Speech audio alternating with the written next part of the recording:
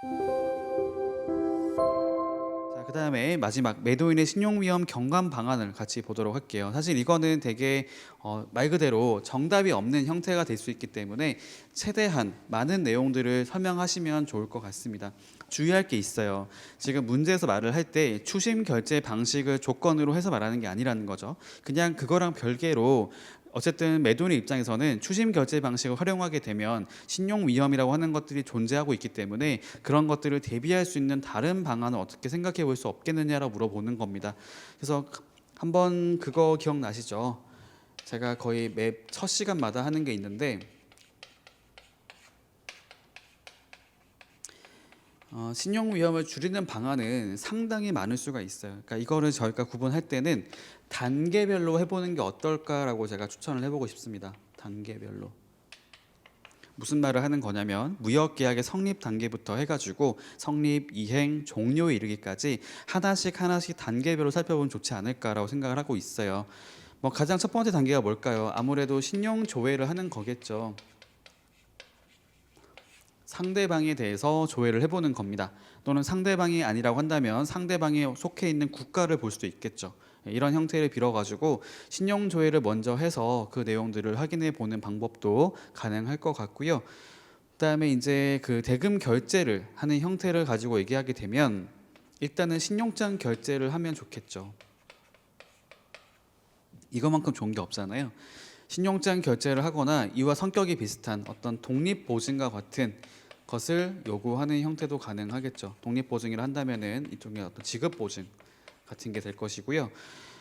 또 뭐가 있을까요? 저희가 대금 결제 방식 중에서 많이 나올 수가 있는데 지금 최초의 어떤 매출 채권이 있다고 했을 때는 어음이 발행되지 않았던 경우는 팩토링 결제 방식을 고려해 볼 수 있겠고, 그 다음에 어음이 발행된 형태라고 했을 경우는 포페이팅 방식을 고려해 볼 수가 있을 것 같아요.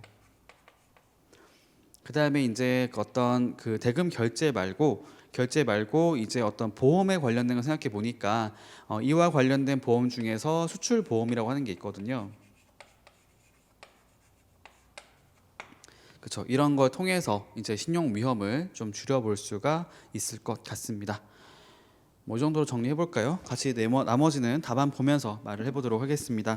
첫 번째 목차 보니까 수출 보험 제도의 활용, 아까 말씀드렸던 이거죠. 수출 보험 제도. 그다음 두 번째 포페이팅의 활용, 세 번째로는 독립 보증의 활용, 네 번째로는 미수 채권 지원 제도의 활용인데 이거는 지금 사실상 수출 보험 제도하고도 좀 연관성이 있는 부분이라 볼 수가 있겠습니다. 미수 채권 지원이라고 하는 것은 뭐 기본적으로 이제 이렇게 보시면 좋을 것 같아요. 저희가 알고 있는 무역보험공사에서도 이걸 하고 있습니다. 무역보험공사 통해서 이거 할 수 있고 나머지 사기업을 통해서도 할 수가 있어요.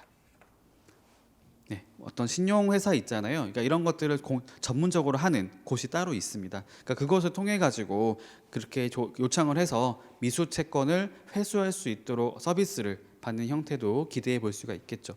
근데 사실 이거는 그렇게 내가 알기로는 효과가 크진 않은 걸로 알고 있어요.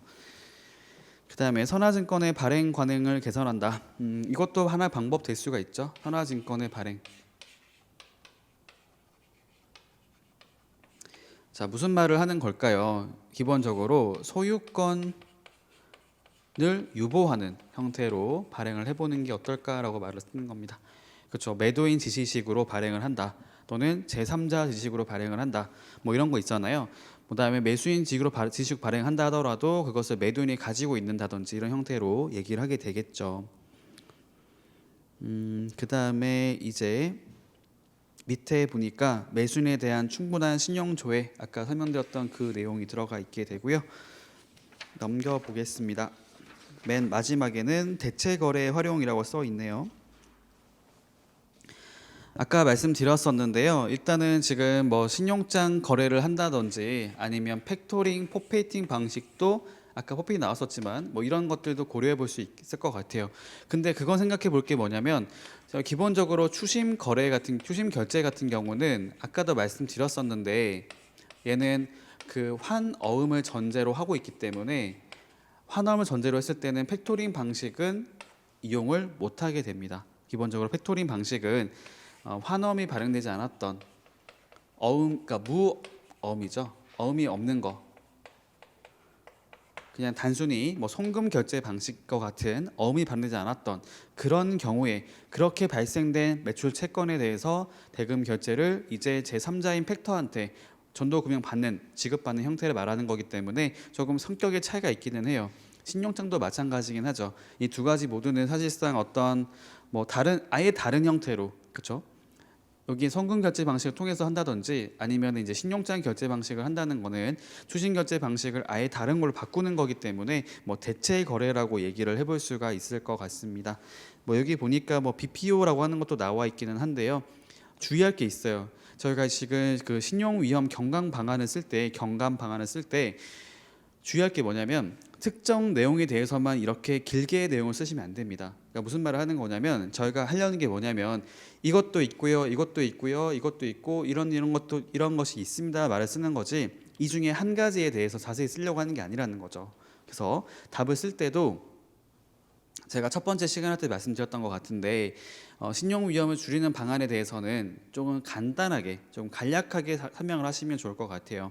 예를 들면 신용장 결제 방식을 이용하게 됐을 경우에는 수익자가 지금 수출 매도인이 제시하는 서류가 신용장 조건 등에 일치하게 되는 경우에는 그 매수인이 아니라 제3자인 그 은행에서 대금을 무조건적으로 지급하겠다라고 보증을 하고 있기 때문에 신용 위험을 줄일 수 있다. 이 정도로 답을 쓰시면 좋을 것 같습니다.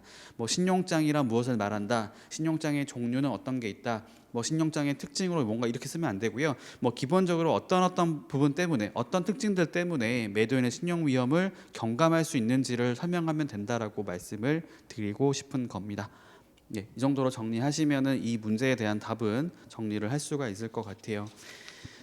아까도 말씀드렸었지만 이런 문제 유형을 봤을 때는 내가 처음 답을 쓸 때 어느 정도의 배분, 점수 배분을 하고 어느 정도의 시간을 들이는지를 정확히 내용을 확인해 보고 답안을 작성하셔야 됩니다. 그냥 그런 거 없이 내가 공부한 거를 그냥 생각나는 대로 쓰다 보면은 분명히 시간이 오버될 수가 있어요. 초과될 수 있기 때문에 그 경우에 이 문제는 잘 쓴다 하더라도 나머지 문제에 대한 답을 쓸 시간이 부족하거나 오히려 이제 분량이 부족하는 상황이 발생할 수도 있습니다.